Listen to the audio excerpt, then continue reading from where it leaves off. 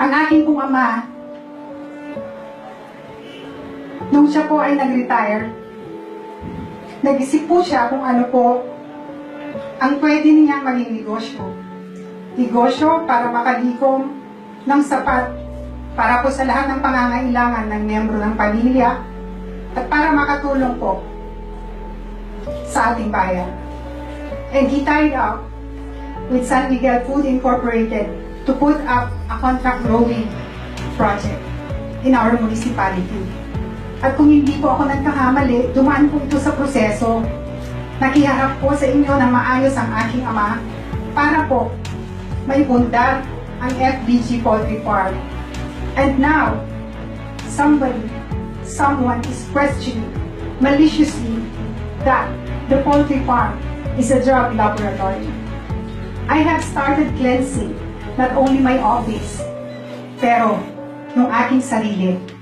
Nang tagal-tagal na po binabato bago pa man lang eleksyon. Dahil yun po ang in po na ang droga ay talamak dito sa Asingan. Klaro po tayong lahat, hindi lamang po dito sa Asingan meron ang droga. Dahil ito po ay problema ng buong bayang Pilipinas. At kanina po, kasama ng ating PNP chief, I submitted myself for a drug testing. And it is negative. At kung meron pa pong mas high-tech na alam ninyo, para po makita kung sino po yung gumagamit ng droga, para matrace na ever since na pinanganak po ako, ay wala pong traces ng any shabu or marijuana or any illegal drug to that matter. Gusto ko po kayong inyayahan ngayong araw para po makita ninyo kung ano yung poultry na sinasabi ninyo na drug laboratory. Wala pong ibang naninirahan doon, kundi yung 36,000 na manok at yung 3 tao na nagpapakain ng manok. Ang aking pong ama ay nag-aalaga ng manok at hindi po siya nag-aalaga ng kahit sino man na mga alien doon po sa aming poultry. At sana po para maklaro na lahat, nakasalalay po sa inyo ang pag-revitalize ng ating barangay Anti-Drug Abuse Council.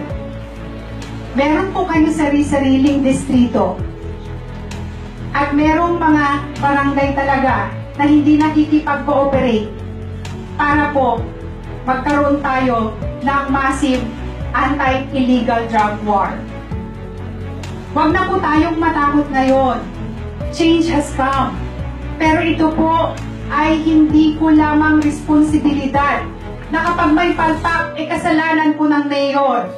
Ito po ay social problem. Problema po nating lahat. Lalo na po tayo na nandito sa local government unit. Tayo pong lahat ay magkakasama. I call for peace and unity. Hindi na po ito biro-biro. Hindi na po ako natutuwa. 2008, we almost lost our father. Ngayon nasa ospital na naman po siya dahil sa sobrang pag-aalala. Sabi ko, it's okay, everything's fine. The Vice Mayor is with me, the Sangguniang Bayan is with me, the barangay officials are with me to clear our name. At hindi ko po hahayaang maging ganun na lang. Kapag pamilya na po ang nakataya, kapag bayan na po, hindi ko po hahayaan. Hindi po ako magbibigay-bingihan. Although I believe the saying, Gandhi has said that an eye for an eye will make the whole world blind. Hindi po tayo advocate ng karahasan. Tayo po ay advocate ng kabutihan. Advocate po tayo ng kalinisan. Advocate po tayo ng tunay na pagbabago. Pagkaisa po tayo, I call for unity. I call for peace. Please, be an instrument of healing. And I challenge every one of you here. Tapos na po yung drug testing ng buong Municipal Anti-Drug Abuse Council. Ang opisina ng Municipal Mayor tapos na rin po. At kayo po, yung nire-request din to have a drug test ngayong araw.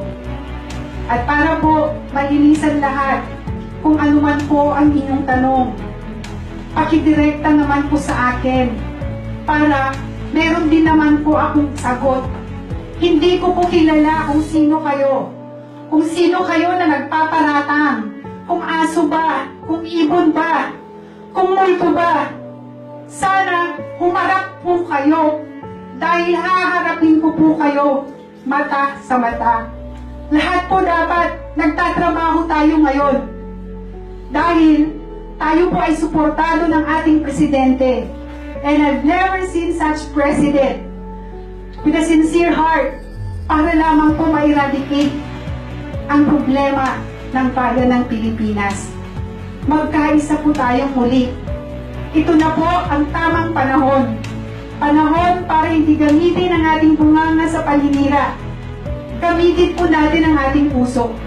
Gamitin po natin ang ating mga kamay para pagsilbihan po ang ating mga kababayan. Hindi po natin sila pwedeng bigyan ng puro chismis lang. Bigyan po natin sila ng serbisyo. Bigyan po natin sila ng kanilang pangangailangan. Ibigay po natin ang kapayapaan na nais po natin lahat makamtan.